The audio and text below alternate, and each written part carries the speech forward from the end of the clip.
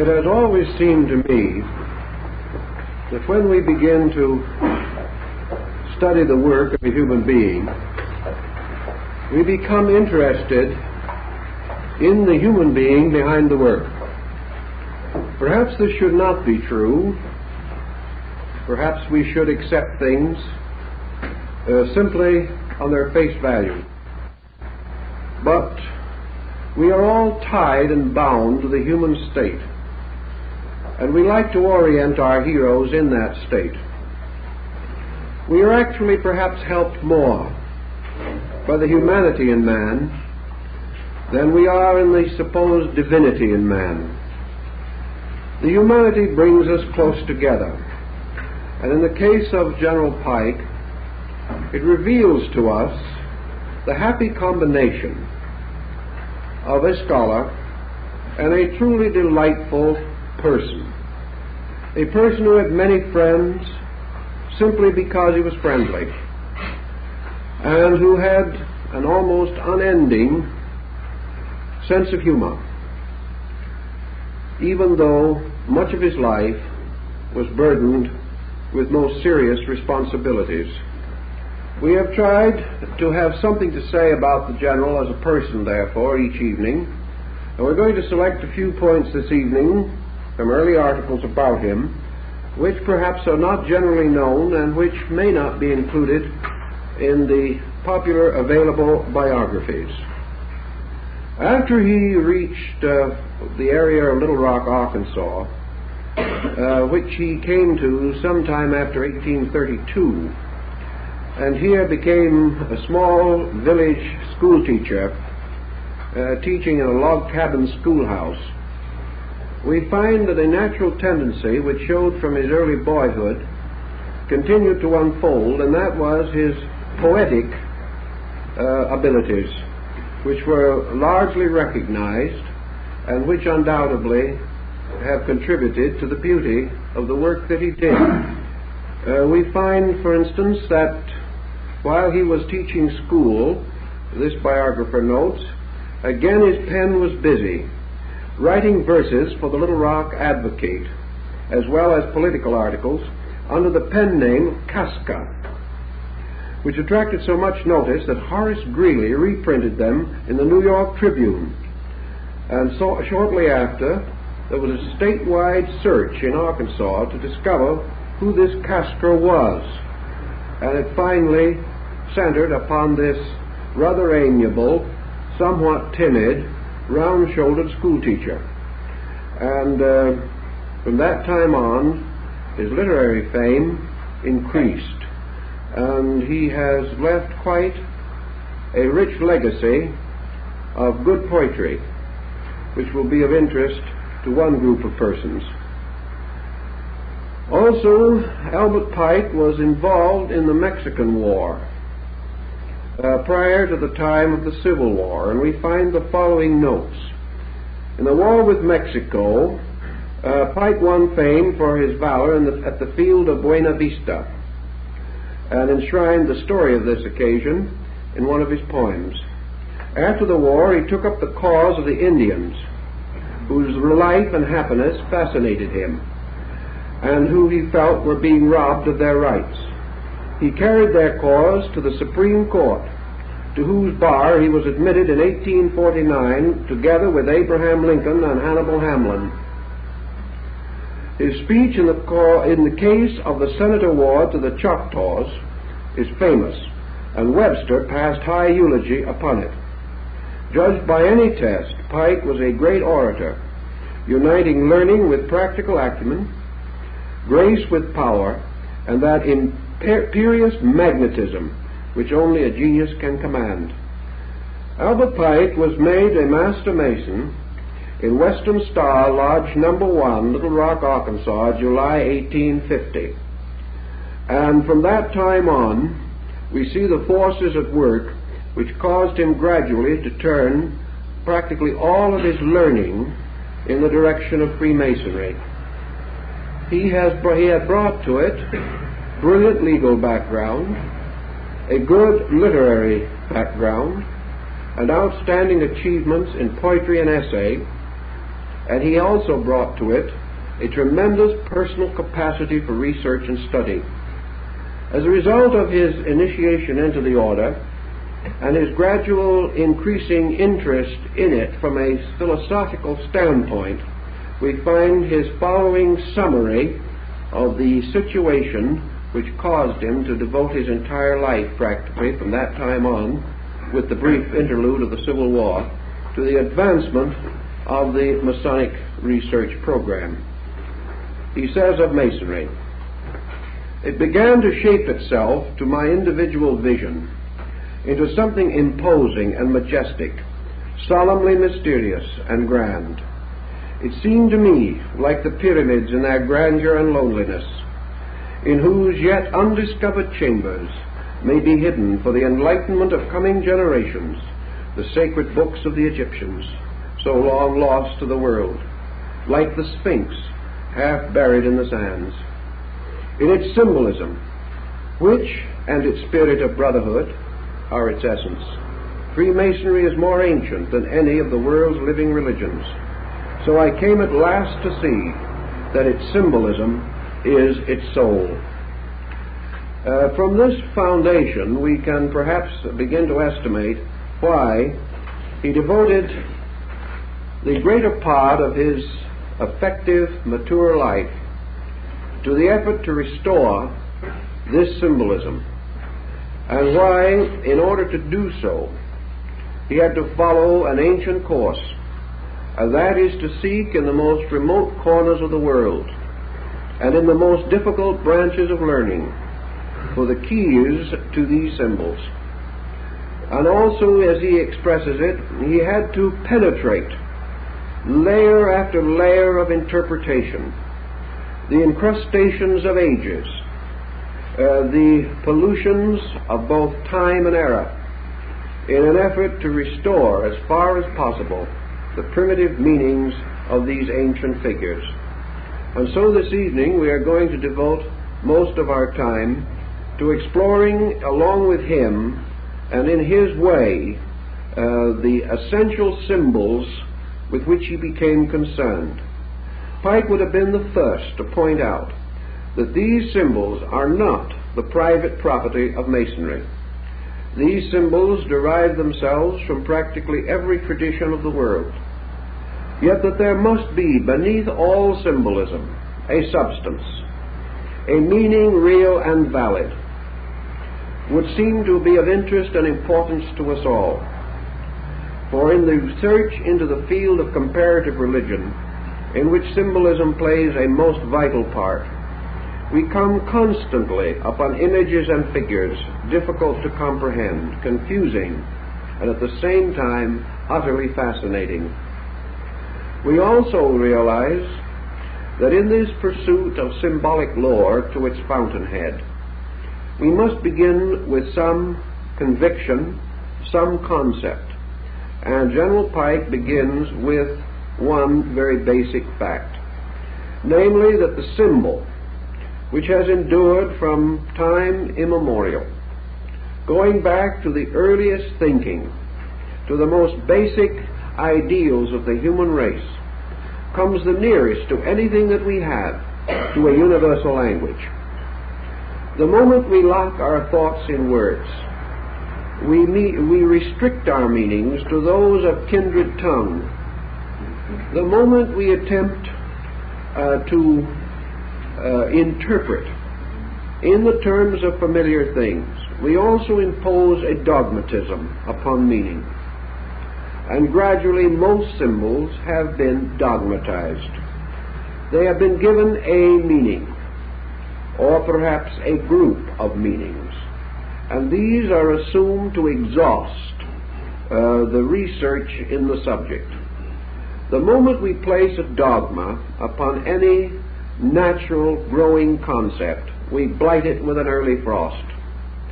We create a pattern of acceptances, a mere lip acceptance of terms and words and patterns, presumably exhausted by those who have gone before us. Pike warned of this very definitely. He stated that there may be 1,000 interpretations already known for a certain symbol. But if we are content to accept any or all of them, we shall some way deprive ourselves of the greatest adventure of all, and that is the personal exploration of the idea, the search within ourselves for meaning, and that the language of symbolism invites us all to search for meaning.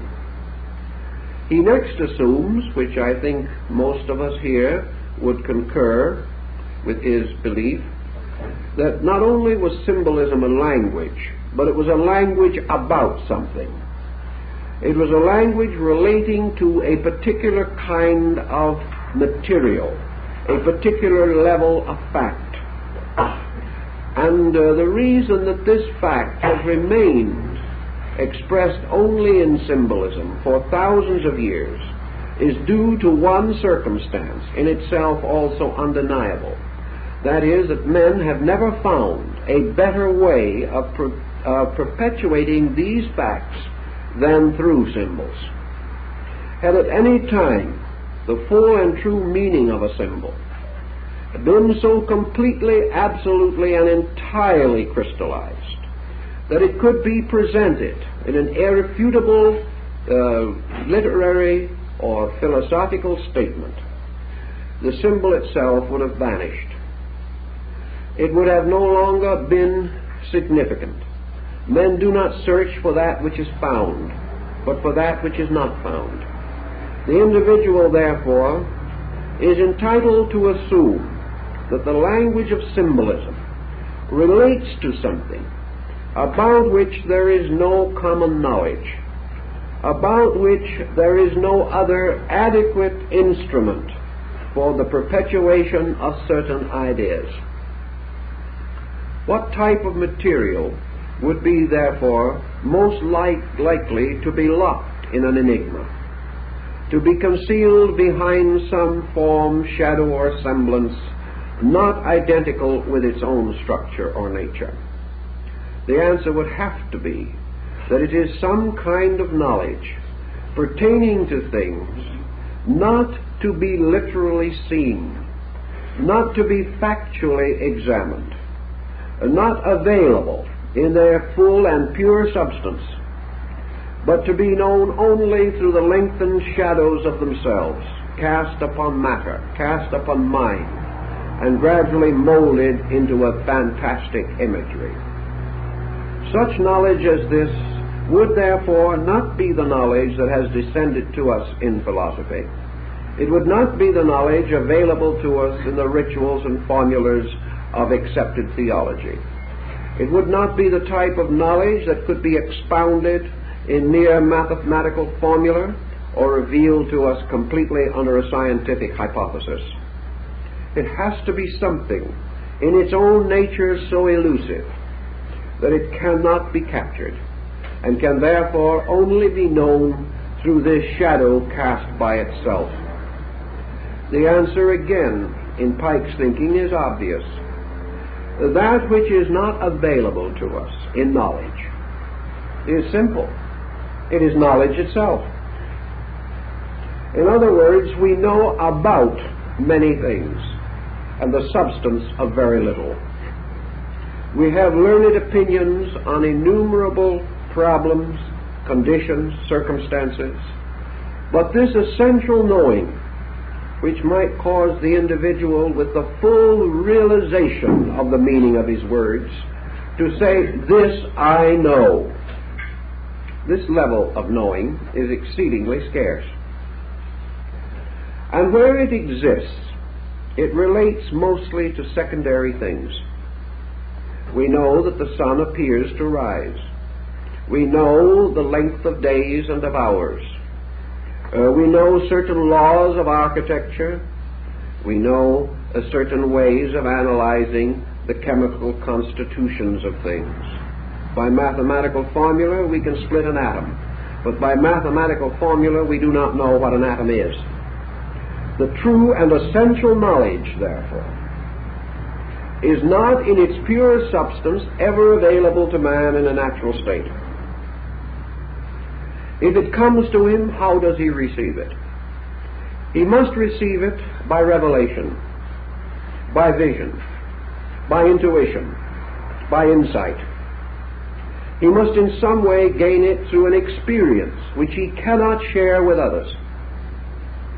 He may attempt to share, but the moment a knowing passes from him to another, that which comes to him as knowing is accepted by that other as an acceptance, as an opinion, as an interpretation, or as a belief.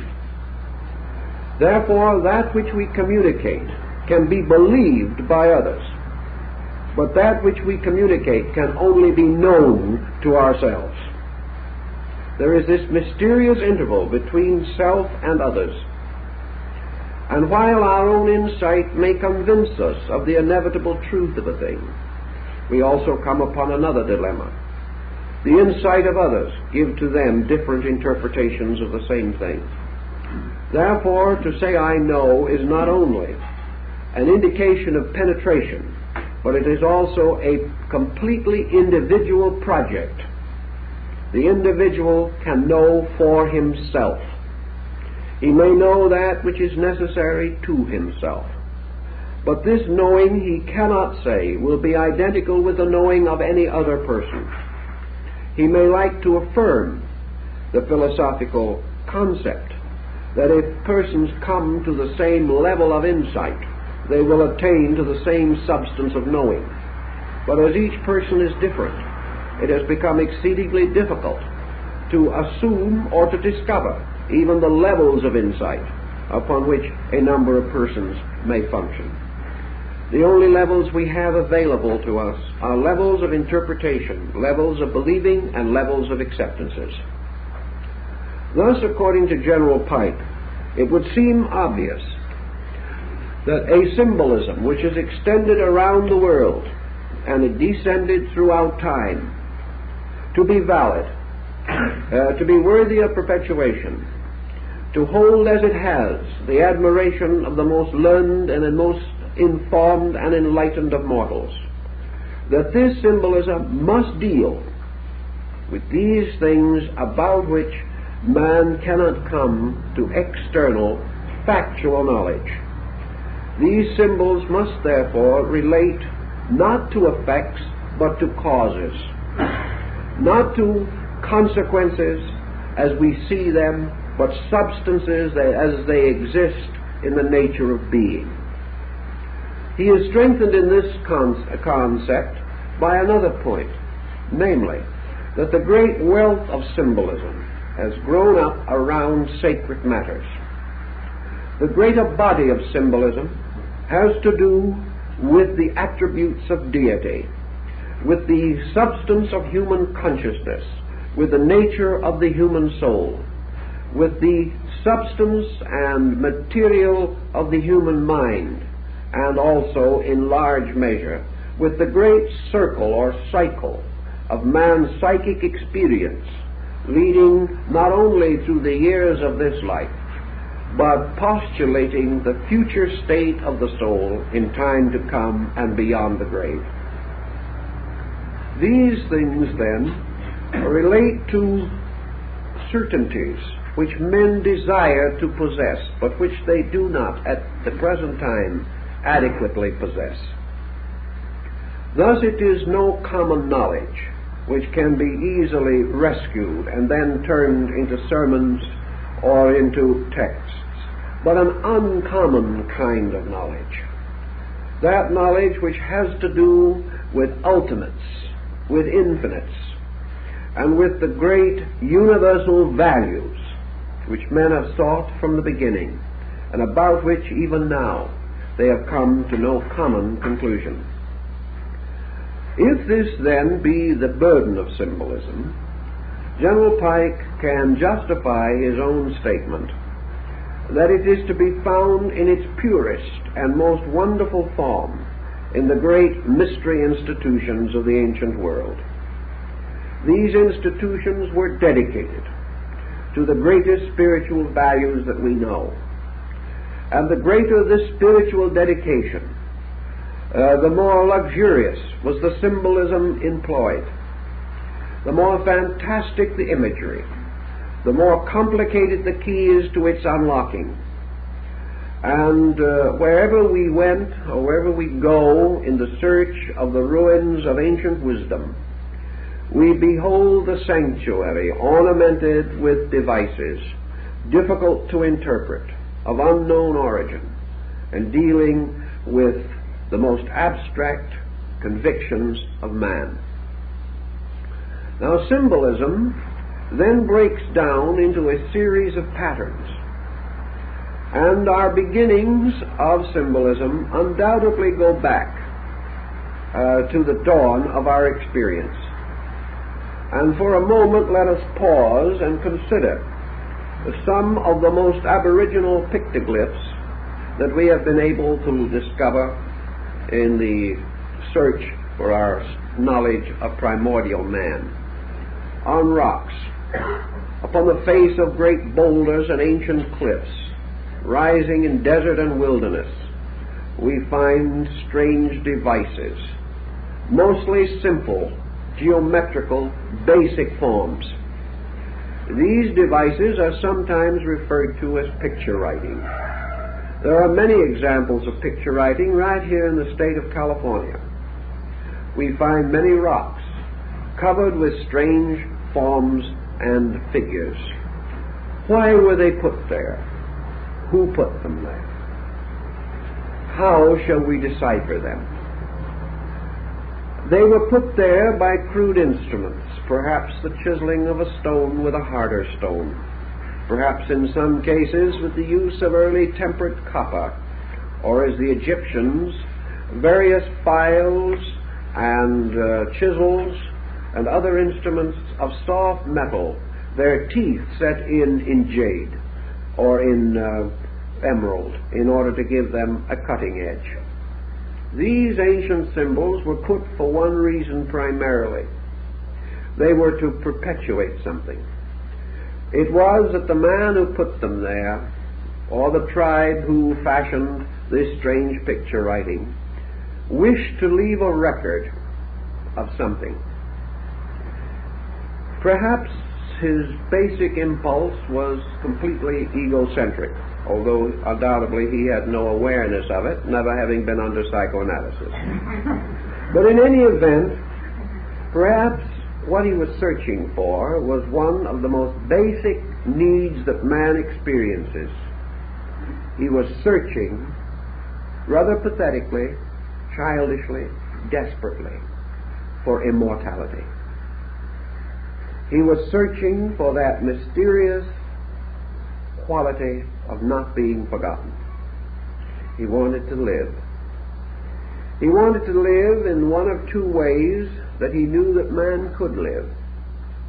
He believed, probably from example and sorry incident around him, that this physical part of his own nature was fragile and would not long endure. But there was another part of it, his dream, his hope, the great and wonderful deeds that he had done, his claim to be remembered, his claim to make a contribution to those who came after him, his claim that those who followed would remember the hunt and the forest and the day when he had slain the great mammoth. These things he wanted to have live because they were his hero self. And today, even in this 20th century, there are well-educated, scientifically trained human beings who have had exposure to 3,000 or 4,000 years of culture, who will say today that no man has any immortality except to be remembered through his works. This is not an uncommon attitude among those who feel that they are emancipated from all the superstitions of the past. But this primitive man wanted to be remembered. He therefore used devices. And where did he find his symbols? He found his symbols in the beginning of language, nature. He found his first speech in the sounds of nature. He found his first designs and artistry in the simple, crude representation of things around him, things to which he gave a new kind of meaning. And in most cases, this meaning was a motion from a concrete to an abstract point of view. For example, perhaps he regarded the great cave bear as a very strong and brave animal. Now, this brought with it a gradual development of an idea, an association mechanism. And in time, the glyph of the cave bear was no longer a representation of this animal, merely to perpetuate the animal. It became the symbol of the attributes that the primitive mind associated with the animal.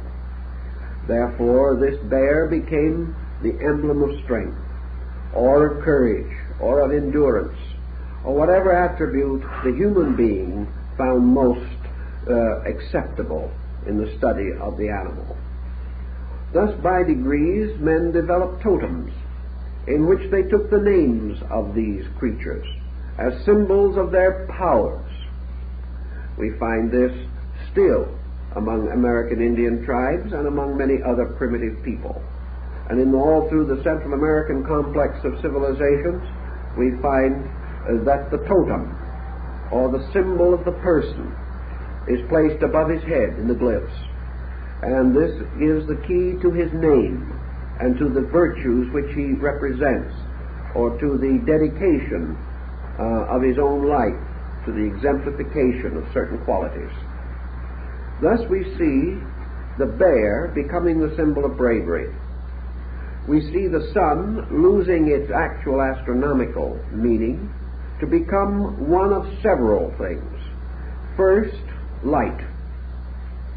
Second, time. The sun became a symbol of time because it gradually came to be called the figure of day, or days. And primitive man began his counting of days by the number of risings and settings of the sun. For a longer period he chose the moon, and therefore he began to have a kind of simple calendar.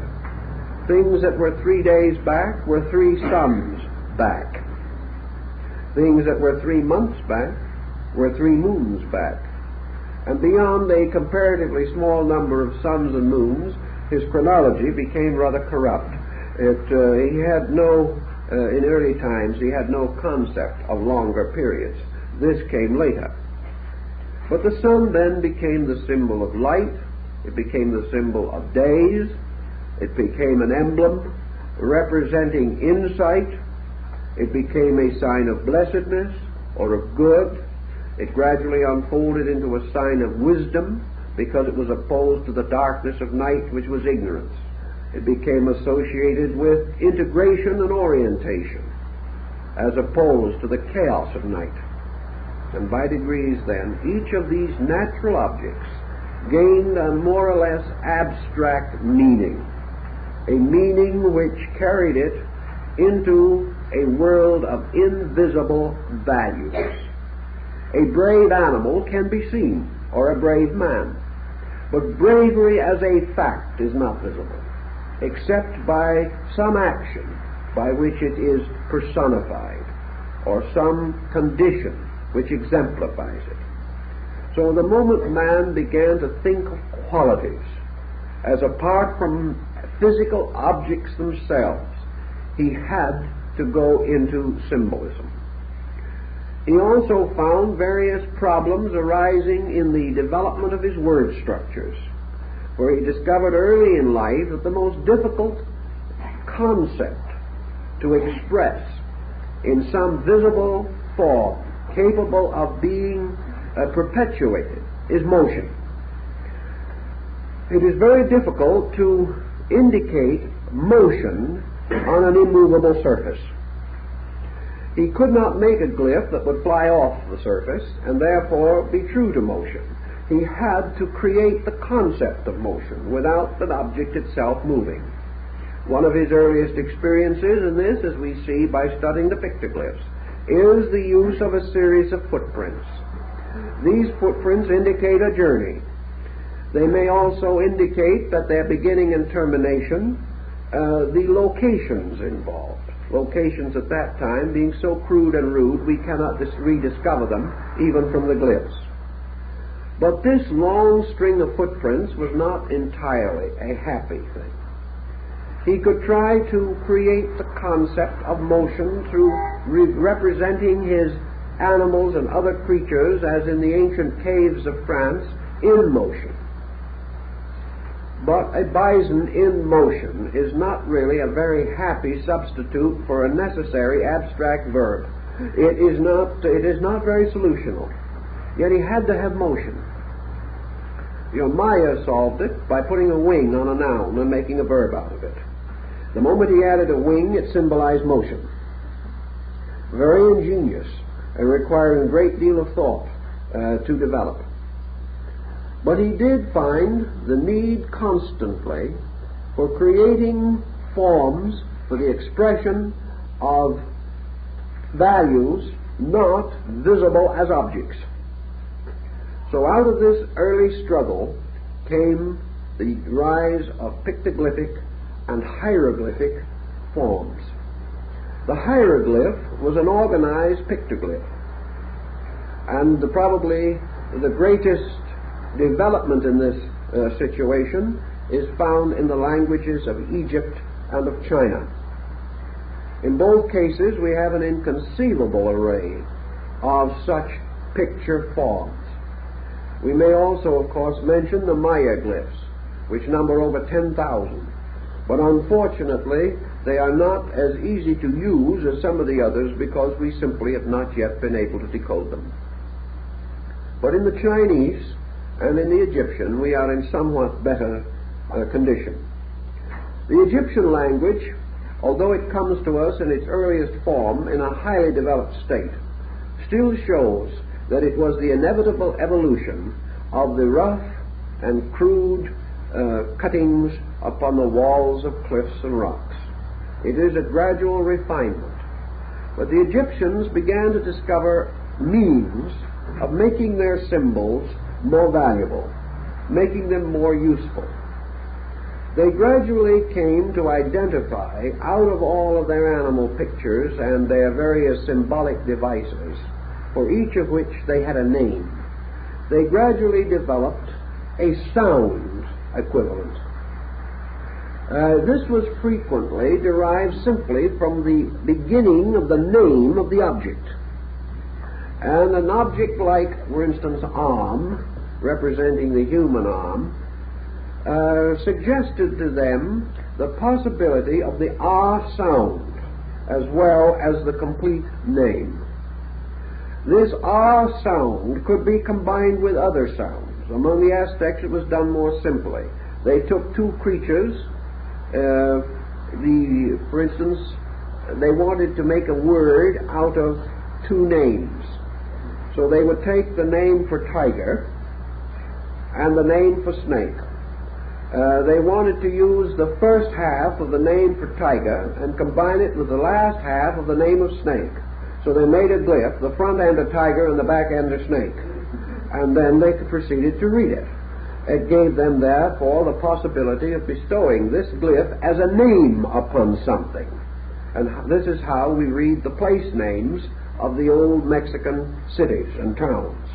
They placed this glyph in association with a little device called a mound. And when the mound and the place name were put together, it meant a city. If they drove a spear or an atlatl through the mound, it means they had conquered the city. And one by one, these simple devices developed.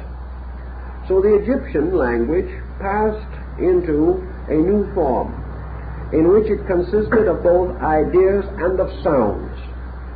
This became rather complicated. But it also gave rise to the possibility of the Egyptian attaining a certain written form, in which he was able to express sequences of abstract ideas, and use for these sequences hieroglyphs which suggested sound arrangements, and by their grouping, compounding names of objects. When they wished a word or a section of glyph to represent primarily a sound or an order of sounds, as in the case of a proper name, they placed a cartouche around it. That is, they drew a line around the entire thing, saying this is one word, instead of a series of glyphs. So in most of their manuscripts we find picture writing, hieroglyphical development and structure, and then every so often an encircled group of characters signifying that these shall be read together to form a name, or to form a proper word of some nature. This went on until gradually the pictoglyphic form began to fade away, and the symbols were not essentially changed, but passed through a condition of human carelessness. This human carelessness caused finally these glyphs to be drawn so poorly that as glyphs they were comparatively undecipherable. The individual taking these pictures simply streamlined them. He created a kind of shorthand out of them, using perhaps only the principal stroke of a particular glyph, the one stroke which distinguished it from all other glyphs. And he found that by degrees he could speed up the process of writing, and the hieroglyphical form about the beginning of the Christian era began to drift into the hieratic form, which consists of the loss of the symbol in a conventionalized letter. As this proceeded more rapidly, the advantage of the picture glyph as a means of identifying objects gradually ceased, and the entire process moved into an alphabetic form, with words spelled out to form new dimensions for the concepts to be perpetuated. This also followed definitely in connection with the Chinese method of writing. We find that the original glyphs were very often very close to the object represented. Their little pitched roof character, which is essentially a roof, originally meant a covering, consisting of two lines drawn this way, just like the sides of a roof. Well, that was a covering originally. It finally became very much more involved. The oldest Chinese glyph for a horse, for example, has 4 small dashes under it to represent the horse's feet. It was pretty literal. And among other languages, it is true that the Chinese perhaps has changed less than most others.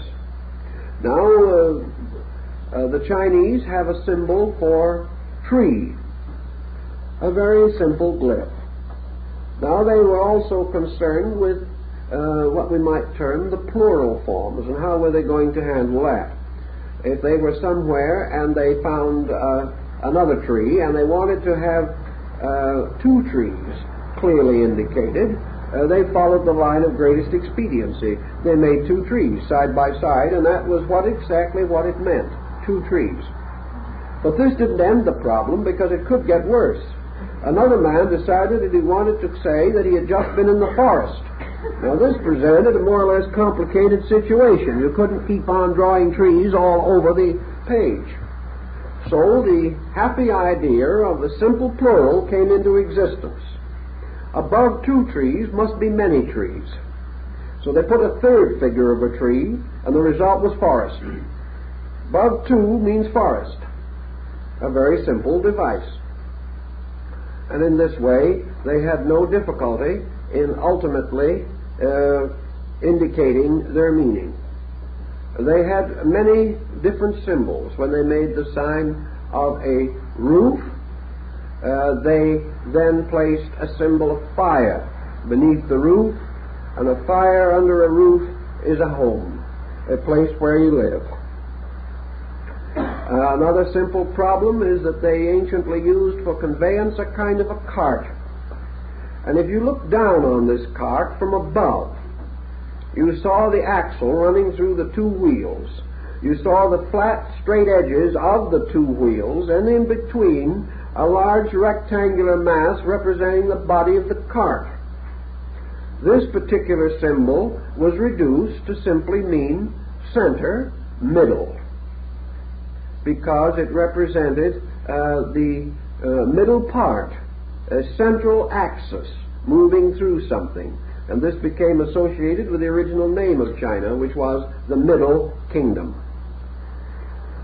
Thus they went on, by degrees, building up a most elaborate group of writings, multiplying their strokes, increasing their skill and knowledge, until finally they produced a language so flexible that almost any idea which man can express can be rather adequately presented.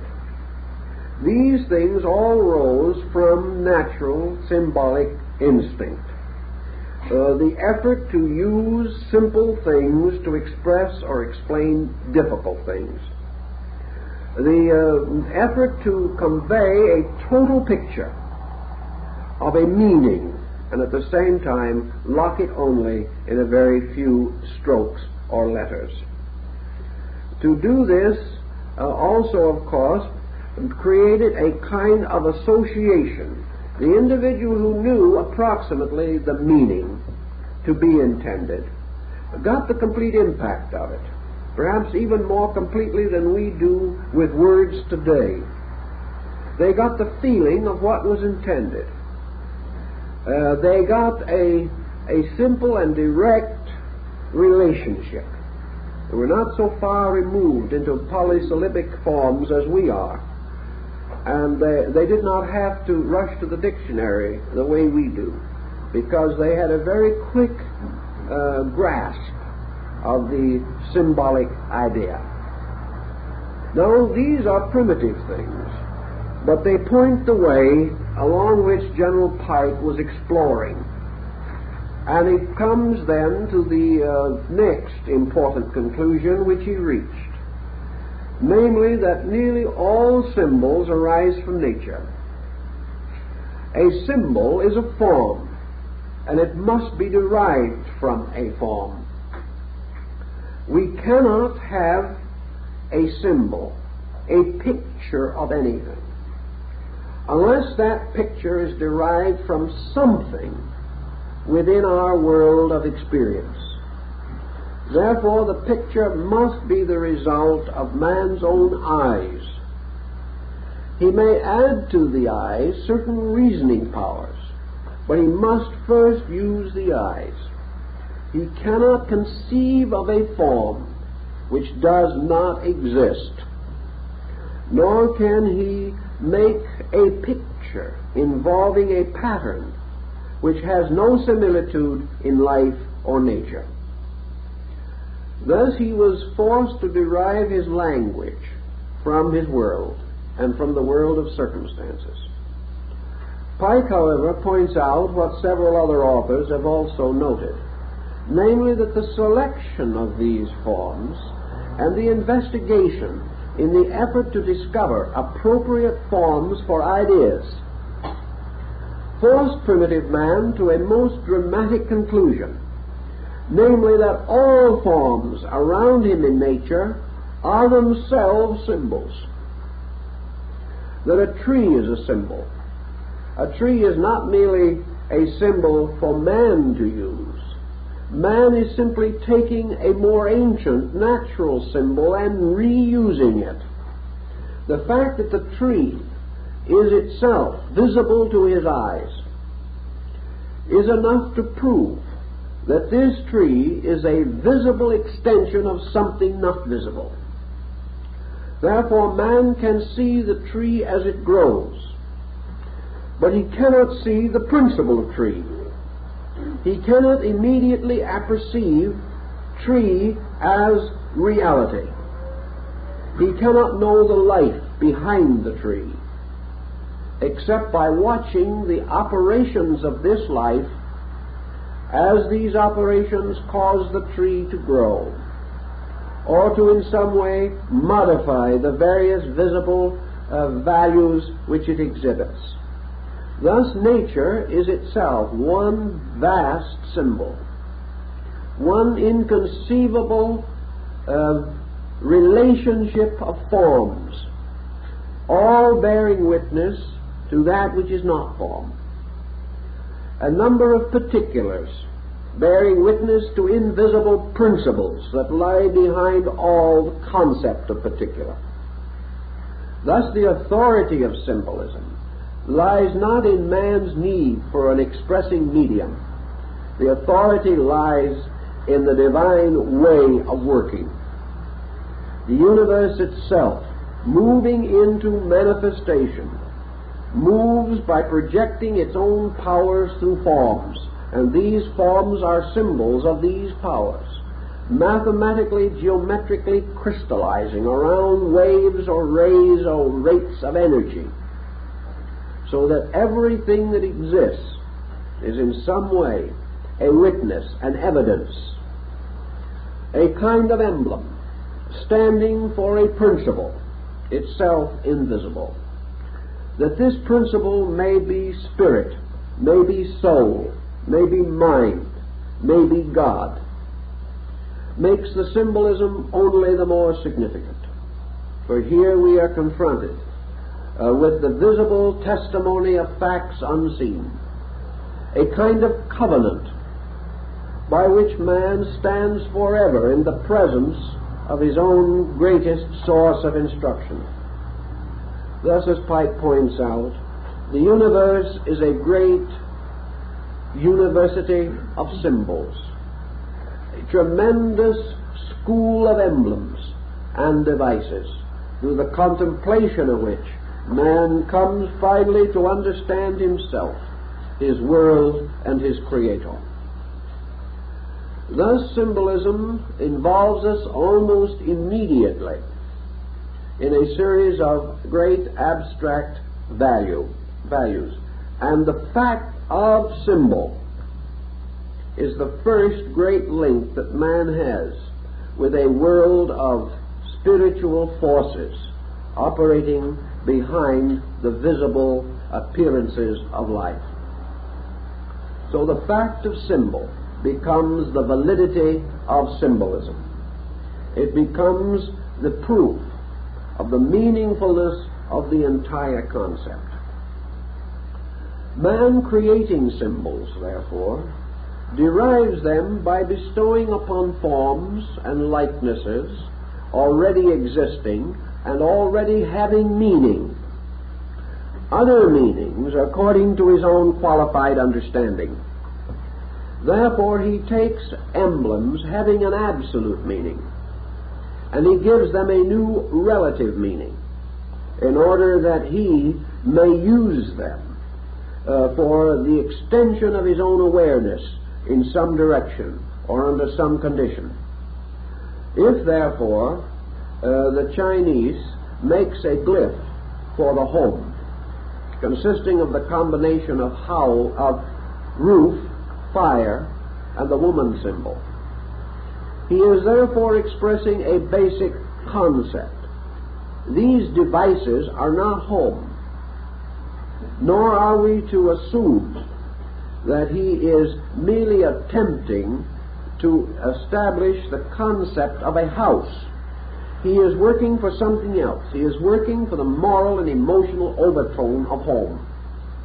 He is looking for its spiritual value, its ethical implication, and thus he captures in these basic forms ideas which are in harmony with his own insight.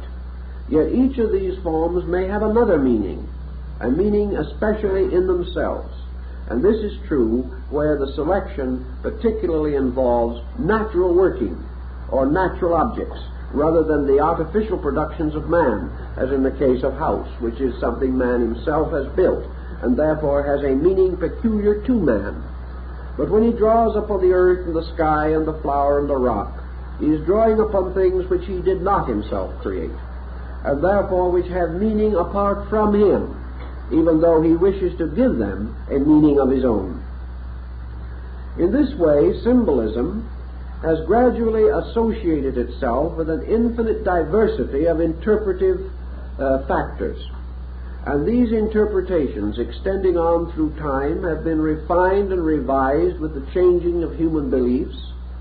The ancient meanings have been restored and lost again. and finally new meanings have been imposed upon ancient substances which no longer seem relevant.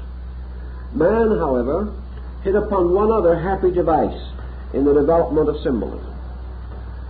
He knew that he was concerned to a measure with the restricting circumstance of literalism.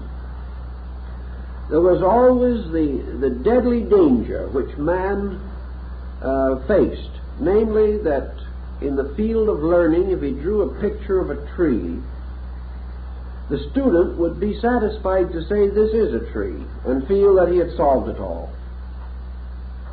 If, therefore, he surrounded the man primarily with only natural symbols, the human being would be almost in the same condition he would be without any symbols, because there are enough natural symbols forever around him. He sees the alternations of day and night, he beholds growth, he beholds all the strange and wonderful workings of natural law. These are his heritage. Therefore, to merely reproduce them for his intellectual advancement would scarcely attain its end. He would only be using a crude substitute for a nobler original. But man discovered, perhaps through his sleep consciousness, through dreams and other things, that he could introduce an element of fantasy into the representation of these forms. He could create a class of forms called composita. He could make a thing unworldly by putting together natural emblems and symbols in an unnatural relationship. He found, for example, that as long as he drew pictures of men to represent his gods, the tendency of the people was to come to the conclusion that the gods were men. It read downward instead of upward. Instead of conveying the impression, really, that man is a god, the reverse became the common acceptance. But when, as in the case of the Egyptians, the human head was taken off, and the radiant, globe-clutching Scarabasaka was placed on the shoulders of the human body, so that it became a human body with a beetle's head, the inevitable result had to be that the mind could no longer search in its experience for a living example of this. They just couldn't do it. Or when they placed the symbol of the head of the Apis, the bull, upon the shoulders of the god Osiris, this Horipus, or this deity, could not be found among men. It represented a departure. Here we have now a fantasy. We had an unworldliness bestowed by distortion, or by the creation of an unnatural combination, leading to the recognition that the symbol had to do with something not of the common experience of man, but dealing with something else, something that could not be so easily interpreted and would have to be examined and explored upon a mental level or upon some plane of insight superior to that of ordinary mortals. Another simple way of doing the same thing was to disproportion the sizes of things. A very common practice, for example, in East Indian art. Here a great sage, teacher, or one of the deities is represented as a colossal figure, and the human disciple or student as a very small figure kneeling at its feet. The great figure thus became a symbol of unworldliness, a giantism, which elevated it beyond the common experience of man. Such perhaps was the tremendous subtle influence of the Olympian Zeus, this monumental structure, this tremendous figure, or the great standing figure of Helios, the god of the sun, that stood at the gates of Rhodes and has been preserved for us under the name of the Colossus of Rhodes. But by great disproportion, by great enlargement, an unworldliness was also created. Began the refinement of things, so as to create an unworldliness. Might mean a creation of so sensitive, so truly and completely beautiful a thing, that no equivalent could be found among men for it. Thus sublimity was used as a means of exaggeration. As Leonardo and Michelangelo realized and exhibited later, also the dynamic of the so-called heroic proportion, or by the voluntary and intentional distortion of the anatomy or structure of the human figure, this figure became symbolic of something not human, something either superhuman or subhuman, something beyond our immediate ken of comprehension. A great study was made, for example, of the familiar figure of Michelangelo's Moses. And it has been pointed out that if this figure should stand up, it would be the most disproportioned piece of art perhaps produced by a classical master. The parts of the body are not in proportion to each other, but the compound effect is one of great majesty, of great force, and of a measure of patriarchal unworldliness, an escape from the literal, an escape from the obvious, into the expression of overtone through one kind of artistic subterfuge or another. Thus the symbol, in its simple language, began to take on many different aspects. Particularly, early man was interested in disentangling it from literalism and trying to use these familiar objects in a manner which would not convey merely a trite and familiar meaning. The symbol also gave rise to many other devices. It gave rise to emblems. And emblems, as pointed out by Quarles in his work on emblems, were really originally moral pictures. An emblem was a moral representation, gradually becoming more and more stylized until it became a device, became a kind of reminder of quality rather than an actual picture of it. During the 17th century in Europe, there was a great number of emblem writers. These writers moralized upon practically every symbol, device, work of art, statue, jewel, fabrication of antiquity that we know. Every one of these had to be interpreted to have some bearing upon the moral need of man. The purpose was to produce the good man, or to remind the individual of moral virtues by simple pictures. These books, of course, were largely worn out by children, because young people received most of their early schooling from these old emblem books. Another type, of course, that also came into prominence was the gradual development of the word emblem. In other words, symbolism was not absolutely restricted to a representation of an object. It could be associated verbally with the description. Groups of emblems have been closely associated with sects and creeds that have made use of the emblem in one way or another in their teachings. And this part of the teaching has become so familiar that the picture is used to substitute for the reference to the factor involved. Religious emblems that we remember immediately, of course, bring to mind the Christian cross, which is associated with the most dramatic episode in the life of the founder of the faith. We find that in India, in Buddhism, for example, the chakra, or wheel with 8 spokes, the Noble Eightfold Path and the wheel of the law, has become practically a universal symbol for Buddhism as a religious philosophy. It has gained the same general acceptance that the cross has in Christianity. Perhaps equally important in the Judaistic system is the sacred name, formed of flaming letters, which has also a great sacredness. Perhaps the outstanding religious emblem of the Jewish people is made up of the 2 tablets of the law, bearing letters or characters signifying the commandments. In Islam, the great symbol is the crescent of the planet Venus, which has to do very much with the development of their faith. And this has been universally accepted among Muslim states. Among Hindus, the most common symbol is the Omkara, or an elaborate device formed of the letters of the sacred name. These devices we generally recognize today as the trademarks of religions and faiths.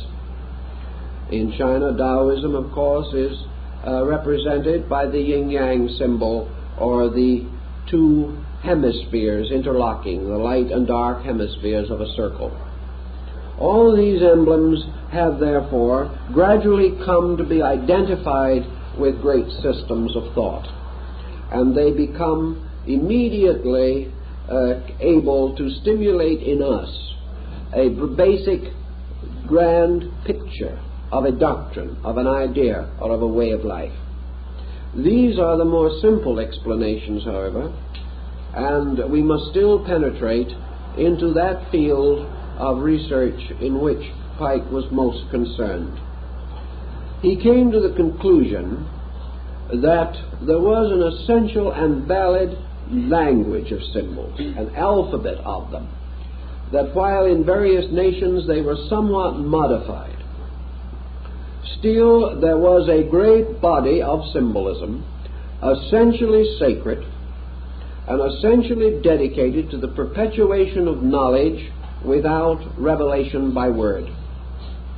Therefore, the communication of certain secrets from age to age, from time to time, was accomplished by means of symbols, even as the ancient craftsmen in the days of the cathedral builders of Europe each marked his stone with his master's mark, a mark peculiar to himself, and being the same permanent record that the primary man or ancient man carved so crudely upon some boulder. This record of the master's marks also extended throughout the world, for the same marks that are found on the cathedrals of Europe are also found on the Taj Mahal, on the Qutb Minar at Delhi, and upon the great monuments of the Hindu and Muslim world. Therefore, this practice of marking goes on throughout the world. And these marks that were on the cathedral stones of Europe are almost identical with the caste marks worn on the forehead of various Hindu sects, the members of the sects. Thus, this language of basic idea has spread to become perhaps the world's most simple means of the perpetuation and communication of secret knowledge, of knowledge hidden in cipher, in code, that these symbols form an elaborate cryptogram. The only difference being that instead of finding one simple easy key which unlocks it, the keys were lost in the debris of the ancient world.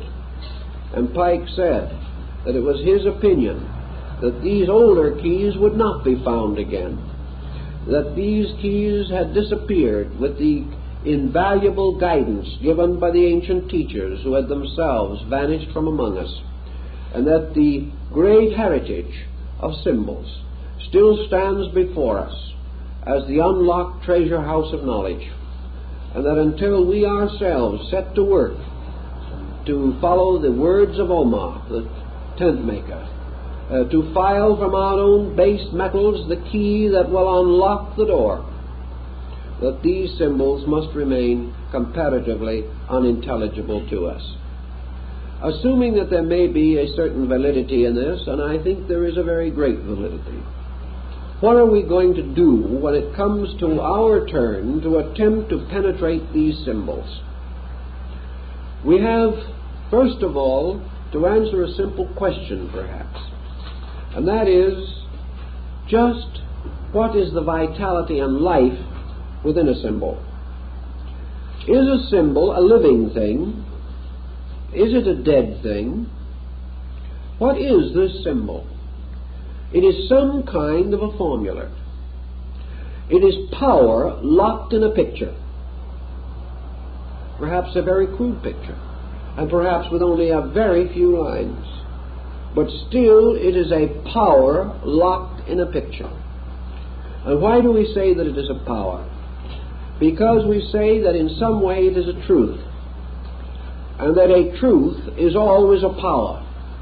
For a truth is the power which enables man to achieve his great victory over ignorance in some particular, in some way, or upon some level of function or understanding. Thus a symbol has, we shall say, an essential meaning, that it has its root in some law. It must, because it is derived from nature, and everything in nature is meaningful. It also has, as I said, an accumulated series of meanings. And the individual confronted with a symbol is at first placed at a serious disadvantage. We will imagine that for some reason and in some way you have wandered into the ruin of some ancient Egyptian temple, and there, half buried in the sand, among the wreckage of time, you see graved upon the wall of that room, in strange, deep cuttings of abstract artistic merit, a strange and powerful device, a symbol. What the symbol is for the moment is unimportant, because its name is Legion, but that it is an arresting device, we will admit. Perhaps it came down to us from Talamara and the strange, pathetic reformation of Akhenaton over the faiths of Egypt, this strange mystic living in a world of symbols. But whatever it may be, there it is. So what will you do with it? Well, if you're inquisitive, the first thought you probably will have is to look in the guidebook quickly and see whether somebody of note and importance hasn't seen this before and has a nice pat explanation that will require no further mentation on your part. So perhaps if you are more fortunate than most tourists, you will find it in the guidebook. The general experience is, however, that you will find everything else. That particular emblem some way escaped attention. But assuming that you do find it, you will then find what Maspero thought it meant. You will find what Petrie thought it meant. You will find a learned opinion by Piazza Smythe, the old Astronomer Royal of Scotland, who was in those parts. Perhaps you will find a very erudite description by Lepsius, or you can find a little more in Wilkinson's Manners and Customs of the Ancient Egyptians, or in one of the admirable handbooks of Sir A.E. Wallace Budge. You will get some kind of an interpretation, probably, if you look far enough. But what will you get? You will get the same type of interpretation that was based upon the learning or scholarship of that school of Egyptologists that has risen since Champollion and which has dominated the field ever since. They will tell you all they know, but what they know will be based largely upon Egypt. Well, Egypt in the days when that symbol was cut also had a great deal of knowledge about its own time. Probably it knew more about its day than we will ever know. Had this symbol then simply been a trite representation of something already known, it probably would not have been placed there. The Egyptian only put it there in the first place because it represented something that he could not reveal in any other way. Something that meant something inside of him, not just merely the perpetuation of ornate devices which were everyday knowledge to himself, even though they may be extremely mysterious to us. So a great symbol was a great symbol in Egypt at the time it was placed on the temple wall, just as much as it is a great symbol today. And it is quite possible that thousands of Egyptians went by that symbol during the great period of the dynasties, and they did not know what it meant. Or it may be that it was anciently the wall of a sanctuary, where an initiated priest in his mysterious robes of blue and gold and wearing the great gilded triangular apron of his sect brought the neophyte and there attempted to unfold for him some strange and recondite meaning for this emblem. But one thing is sure, The emblem is not going to be easily unlocked. It's going to fight to hold its secret, just as much as you may fight to take that secret from it. As Pike said in his little article I read to you, each of these symbols is a kind of sphinx, and each one who comes into the presence of it and tries to solve its riddle is also a kind of Oedipus. And this Oedipus must either solve the riddle or perish by the cruelty or the strange device which he has been unable to fathom. So we come into the presence of the symbol, and we realize that it represents design, that perhaps, like the famous old Etruscan frying pan, it was a masterpiece in higher mathematics, and that only by a mathematical code can we decipher it. But then when we have deciphered it, we lift a veil only to find other veils behind. How then shall we approach the symbol? Shall we approach it only with the hope that, or perhaps even the fear, that we shall discover that the Egyptian knew as much as we do? Will we approach it in the possibility that it may contain some interesting and novel formula that we can dramatize or fictionalize in our way of life? Probably from any one of 100 reasons. If we glance a second time, we will continue to ponder the symbol. What then is our answer? We have some reason to believe that it was put there by someone for a reason and a purpose. That man could know us, or would have any great or powerful interest in our way of life, is rather unthinkable. Man looking at the symbol is not fulfilling it.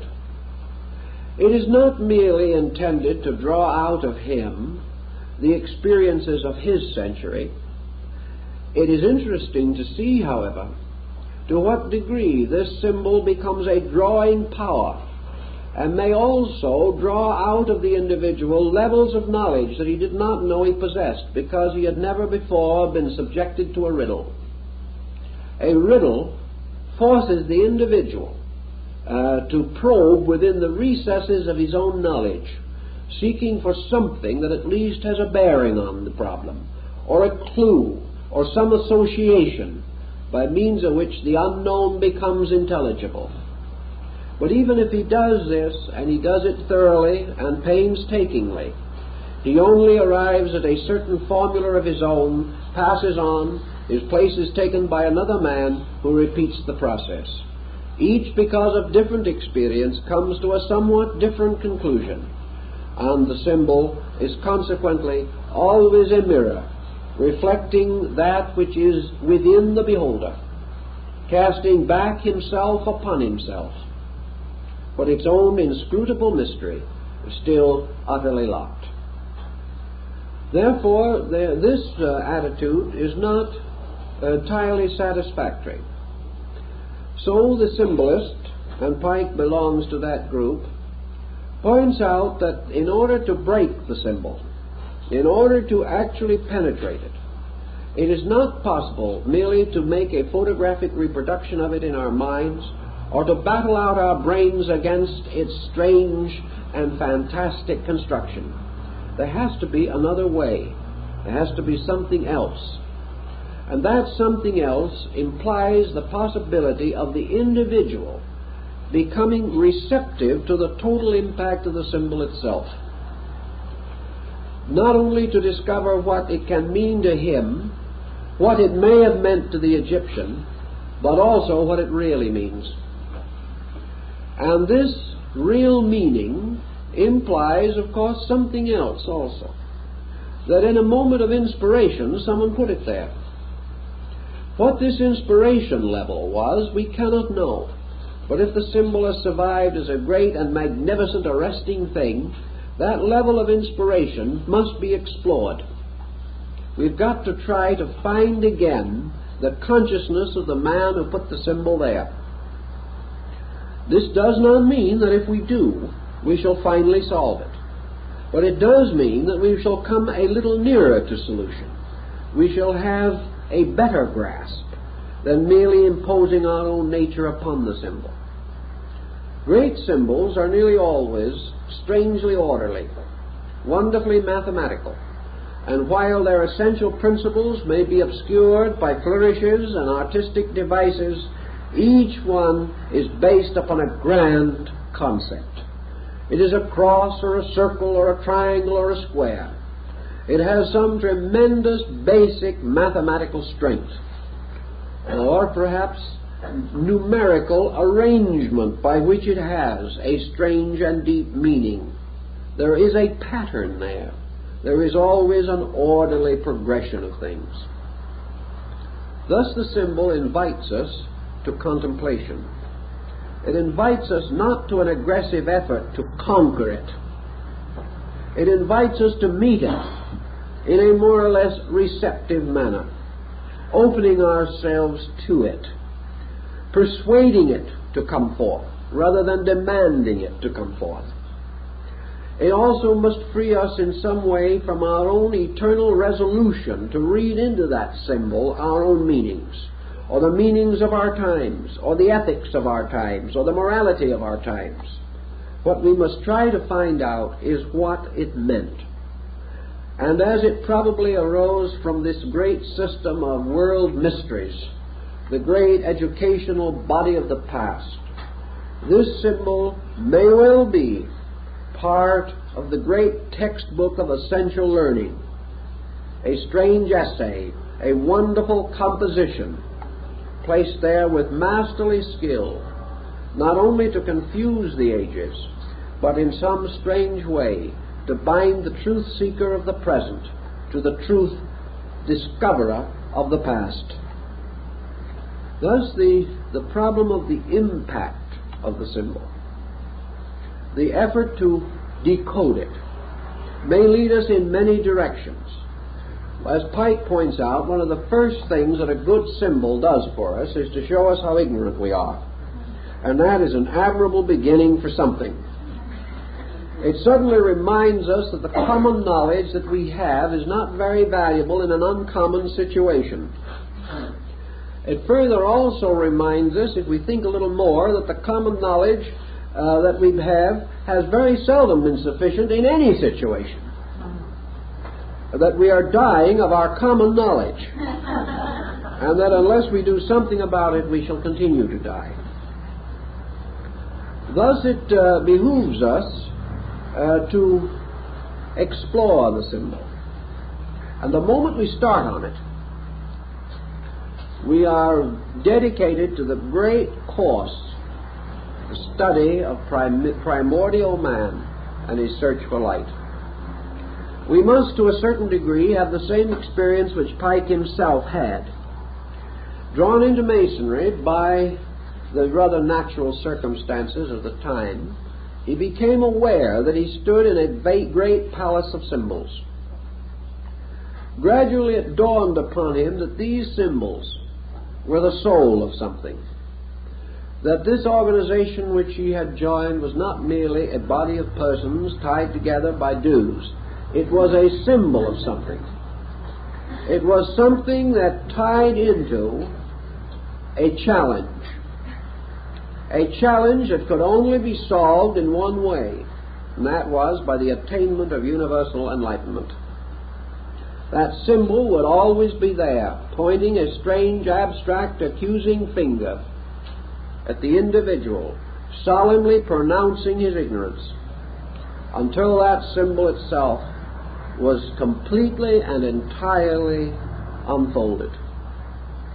And to search through these symbols is a very valuable experience for persons in practically every walk of life, because this temple, with its numerous and wonderful tracings, is only a miniature of the great temple of the heavens, the temple of earth, the temple of the world, upon the surfaces of which are innumerable wonderful patterns, designs, and figures. Men must read these figures and live, or remain ignorant of them and die. Life is just that simple. Either man must solve the riddle of nature, the riddle of the great Sphinx that sits forever on the threshold of the unknown. Man must solve the riddle of himself or die. He must solve the riddle of universal law, achieving an obedience which will enable him to live, or else he will die. He must either find the great principles which underlie all forms and appearances and cling to those principles, or he will not find them and he will perish for need of them. So our great search for these symbolic insights forces us to begin the long and perhaps arduous path that leads man from the appearances of things to the essences of things, from religion as a formal structure to religion as a divine revelation, from philosophy as a confusing path of intellectualism to philosophy as an outpouring of universal wisdom from the divine nature. These paths must be followed in the search for truths. And in the following of these paths, one by one, the superstitions and fallacies of man fall away. We discover truly that we cannot go far in the world of serious scholarship without feeling ourselves drawn more and more closely to the human need. We cannot search into the great origins of our knowledge without gaining a greater respect for persons of all places and times. The symbolist, seeking to find the answer, no longer lives in a world of believers and unbelievers. He no longer belongs to a world of those of the true faith and pagans and heathens. He lives in a world of individuals, each of whom is tracing the symbols of his faith and trying to find at the source of those symbols the certain and sure fact which is the root of faith. Thus universal knowledge gradually opens. And in every field of life we use the symbols of our trades and our professions as ways of discovering the nature and substance of ourselves. Arts and sciences are of very little value if merely accepted for themselves.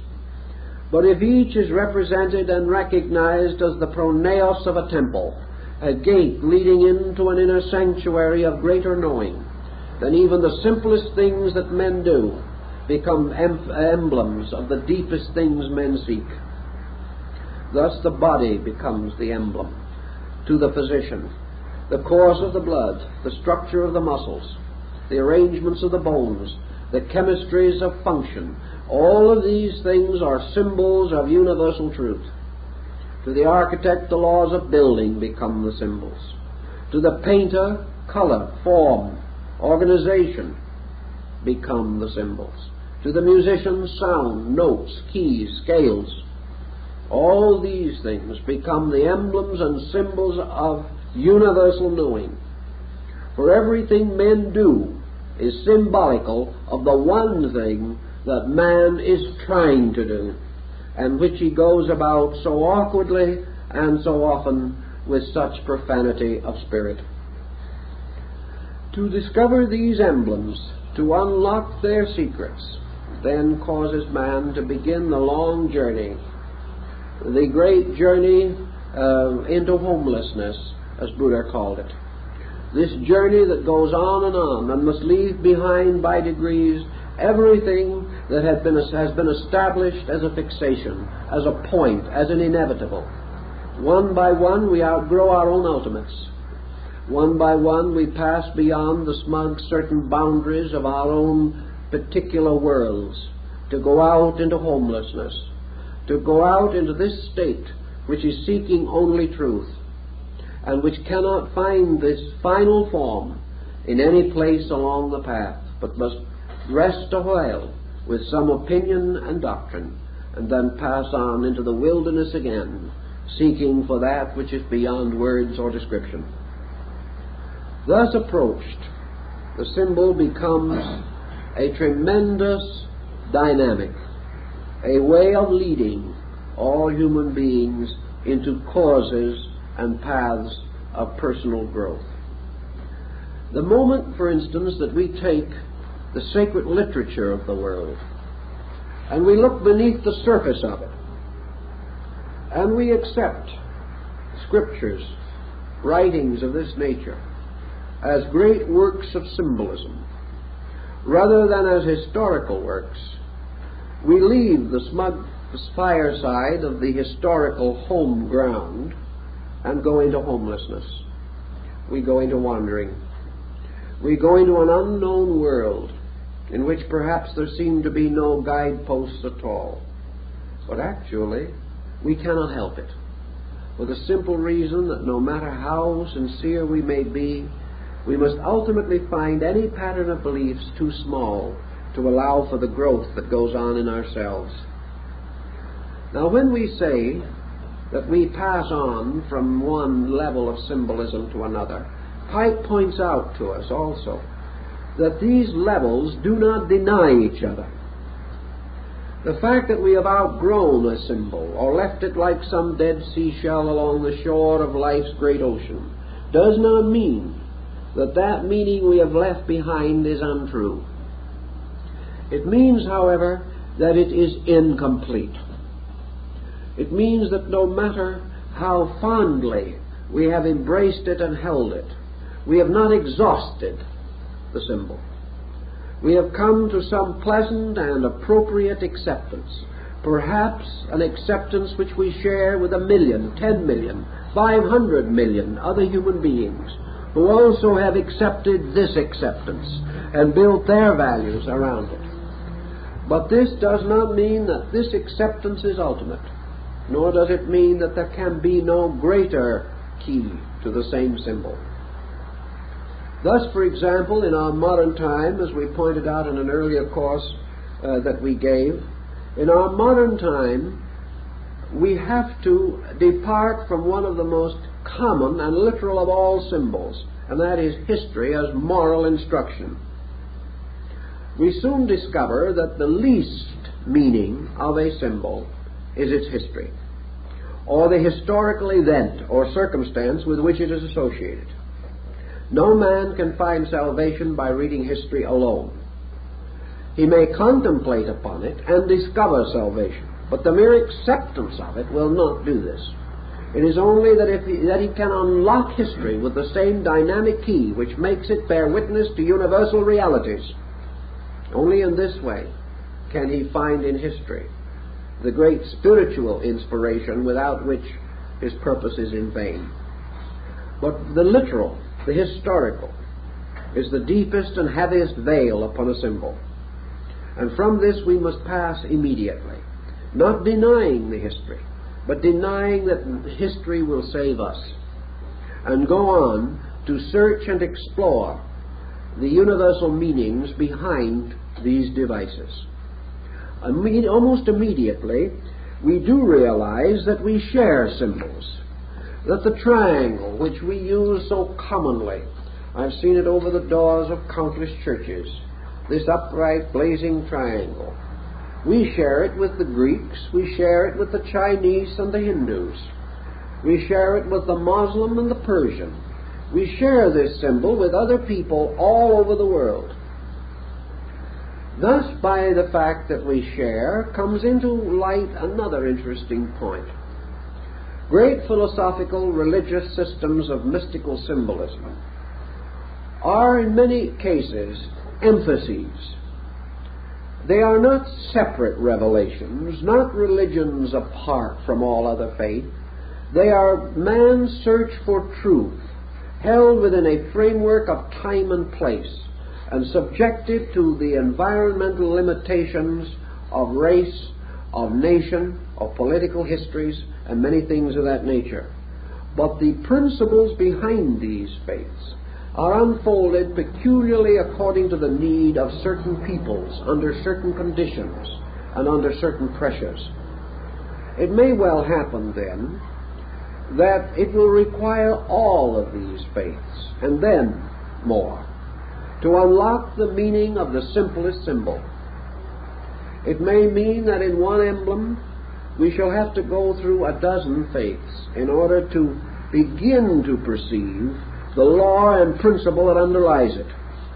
Now, these faiths in turn may be exhausted, and we may still not come to the very essence of the symbol, because the essence of the symbol, like the peculiar meaning of a dream, is extremely elusive.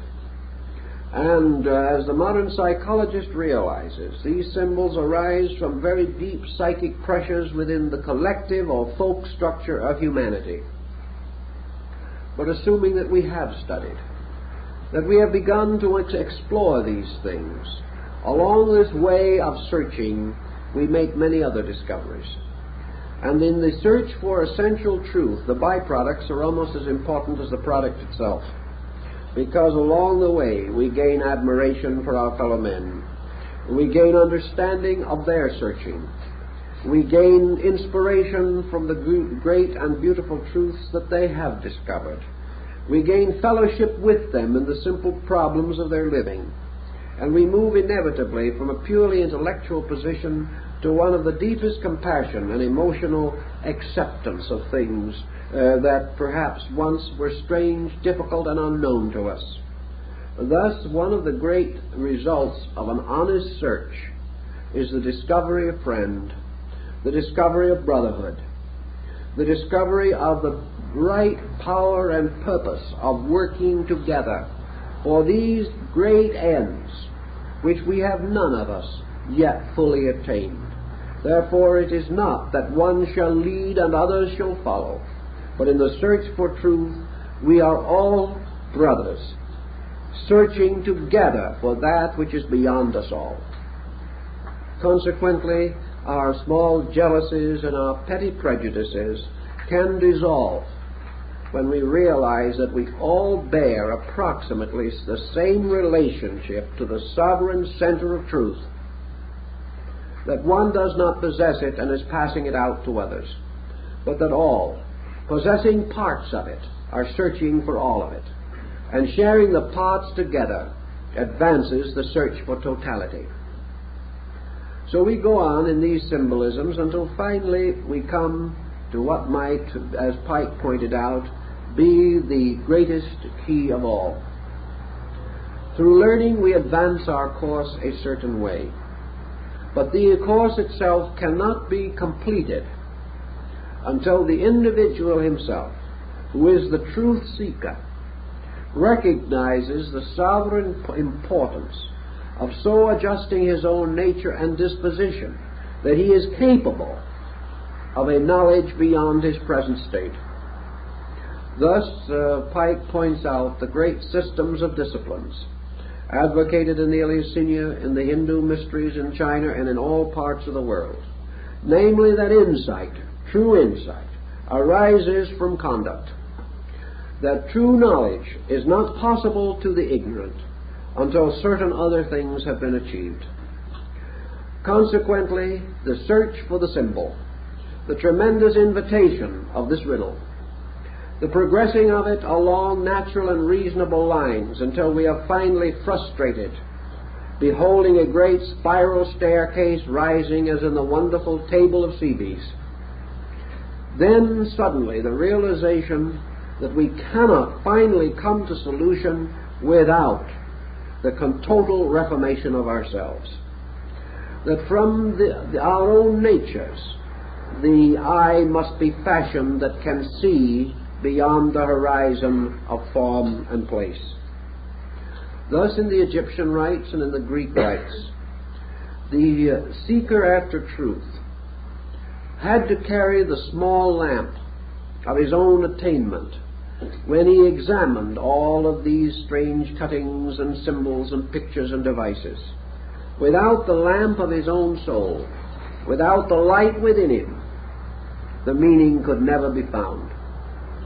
So we come back to the simple concept as taught by Jesus and Buddha and many others, but with a new meaning, a new degree of value, namely that the truth seeker, in order to attain, must place himself under the laws which he seeks to understand. Until he makes this personal consecration or dedication of his own nature, he cannot have the insight necessary to see. So in the great structures which use these symbols originally, discipleship always preceded acceptance into the mysteries. Albert Pike gives us quite a detailed description of the great rituals held at the time of the Eleusinian mysteries in Attica in Greece. These were the state mysteries. They were the mysteries which citizenship in Greece permitted the individual to attend. Those who were born citizens, free-born of Greece, men and women, were permitted to be initiated into the Eleusinian rites. The first or lower rituals were given to all who sought, and any person well born above the age of 12 years was entitled to receive the rituals. He beheld the great symbolic pageantry of this rite, by means of which he gained a more or less total impact of the great Orphic mystery, which was the spiritual root of his culture. Because everything that was Greek art, Greek music, Greek literature, Greek philosophy, and Greek religion arose from this great core of the Orphic revelation. The hymns, the mystical songs of Orpheus, the strange, secret, tender ritual of universal love which lay at the root of all Greek culture. But after the neophyte had taken this lesser ritual, he then had to indicate his future. He had to wait for years before he was eligible to take the greater ritual, for which only certain persons were entitled. He had to earn this. He had to wait for it. And his waiting and his earning was a matter of great expectancy. Some way he knew or sensed or felt that this other experience was a strange, transforming thing, that to pass through the great rite was to be born again. And as surely as he was so twice born, he was given the keys of heaven and the great power over the world and universe in which he lived. But the priests in sober and contrite circle warned him of this important step. They warned him that this ritual, this greater degree, would only be conferred upon him when he had attained certain virtues in his own life.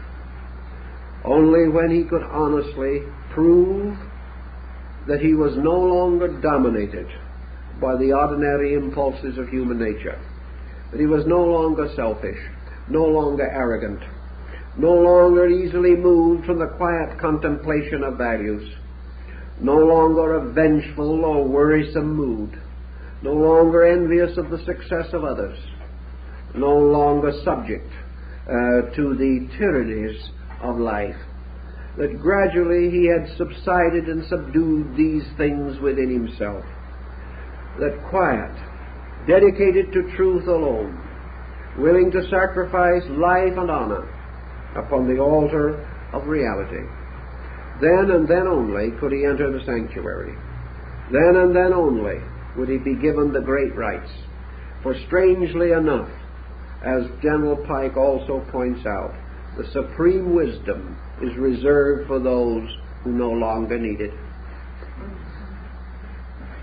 In other words, this ritual becomes merely a symbolical thing, because it is by the path leading to the symbol that man gradually discovers its meaning.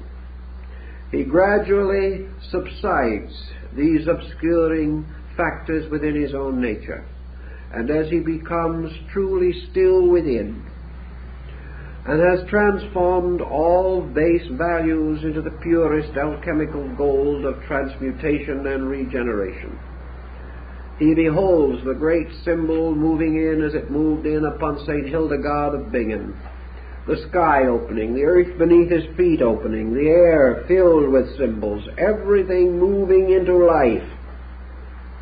And by that time, his own cleared insight shows him the kind of world that brings him to his knees in absolute admiration of the ineffable beauty, sublimity, and divinity of even the simplest form of life. And General Pike says there is not the smallest bird that flies in the sky, and he was very fond of birds, that does not clutch forever in its talons the silken thread of universal truth. In other words, it is inseparable from nothing. Nothing can be divided from it. So when the neophyte, having passed his test, having become wise in the wisdom that is not of this world, having gradually subsided and subdued all these false pressures within himself, is at last brought into the presence of the symbol, the mystery of which he sought to penetrate. And coming into the presence of this symbol, he is no longer in the presence of a question at all. He does not say, "Now I know what it means." He does not say, "This line means this, that line means that, and where these two come together means another great and vital point. I am overjoyed. Now I will go home and live with my symbol." He does not say anything of this nature, because, as the Eleusinian initiate learned, when he comes into the presence of the symbol, like Akhenaton before the great hand-rayed sun disk of the Aton, he looks upon it. He sees no longer a symbol. He sees no longer a device. He, as the ancient said, he sees merely the blazing form of God. All symbol ends in the fact that that symbol is a veil over the face of God. He is no longer interested in an answer, because the answer blazes into him. He is in the presence of the ineffable. He is in the presence of a thing that has come to life because he has brought himself to life. And he stands thus in the presence of the all-radiant, and falling on his knees, he does not ask, he worships. And when he has achieved to this point, he has solved the mystery of symbolism. All other things must precede it. He must remove the veils one by one, that behind all veils of form, of words, of thought, of meaning and idea, behind the last of these veils is the great face of the ineffable. And when man takes away the last veil, only God remains. This concept is the meaning of this tremendous, vital search for the significance. It is the search for the Holy Grail. It is the search of the orders of the quest through the ages of chivalry. It is the end of the mendicant's wandering. It's the end of the Hindu's pilgrimage around the rocky base of Mount Kailasa. It is again this endless search for the Chand Shambhala beyond the sky. It is always the same. It is the search for the substance behind the shadow, and the wise discover in the end that divinity is the only substance behind the shadow, and that to discover this is to be one with it. To discover this is to lose the interest we have in the particular, and adore the great gilded structure or golden radiant structure of the universal. This is our way, and each of these symbols is a little thread leading us through a labyrinth like that of Ariadne. And out of this labyrinth we must find our way, or else be killed by the minotaur that guards its deepest parts. So man, escaping along the thread of symbol, finds it much easier to escape this way than he does through the heavy and clanking chains of dogma. He finds that dogma does not open him, it closes him. He finds that explanations, as commonly given, do not open him, they close him. The only way explanations open him is when he realizes that this is an explanation, but we must continue on for the explanation. We must find the name of the symbol, and when we receive that name, we discover that its name is namelessness. It is a very critical and difficult thing for us to understand. But names disappear in the substances for which they stand, words in the ideas for which they are but symbols. And the world as form, the world as idea, the world as thought, the world as symbol vanishes in the world as God. This was the wisdom of the ancients. This was the old path. And this is the path that General Pike sought to re-engrave upon the hearts and souls of those who followed in his footsteps in the pathway of the degrees of the Scottish Rite of Freemasonry. He was seeking to remind them from their various stations and their various places, with their numerous loads, burdens, responsibilities, prejudices, and opinions, that this was the old road, the ancient road of man growing up by piercing pictures and going on to the material value which was behind them. That all these pictures are actually part not of man's knowing truth, but of man's becoming truth. That the end of the symbol is that man himself, as the great symbol, shall unfold. That every symbol invites man to grow from within his own nature, not merely by interpreting it, but by experiencing it. And as his disciplines increase, his vision increases also. Now, one of the simplest of all disciplines is scholarship, because it orders the mind, it makes things regular and reasonable. It usually dedicates the individual to some cause beyond wealth, for most scholars are proverbially poor. It causes the individual to create dedications that become very important to him. And also he gains a certain self-discipline by which he is able to advance further. Thus, through scholarship and through attentiveness, he strengthens resources. But he also comes then to another veil through which scholarship cannot pass. So at the proper time he must cast it down, preserving only to himself the power of self-control which it has given him, and go on into another kind of dimension of experience, in which everything that he has seen from afar comes nearer. Everything which he has seen through a veil darkly, he may contemplate face to face. And this way the symbol strangely draws him on. It is like Goethe's eternal feminine that draws man ever across the great abyss of illusion.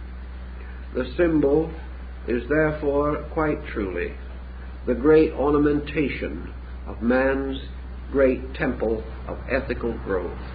It is an eternal testimony to his need and an eternal doorway to the fulfillment of that need. Pike would then not be incorrect when he said that the great wealth of a society or an organization lies in its symbols, that these are its locked soul, and that these symbols can not only unlock them themselves, but they can unlock the souls of those who seek to understand, and therefore bridge this strange and incredible interval between appearances and substances.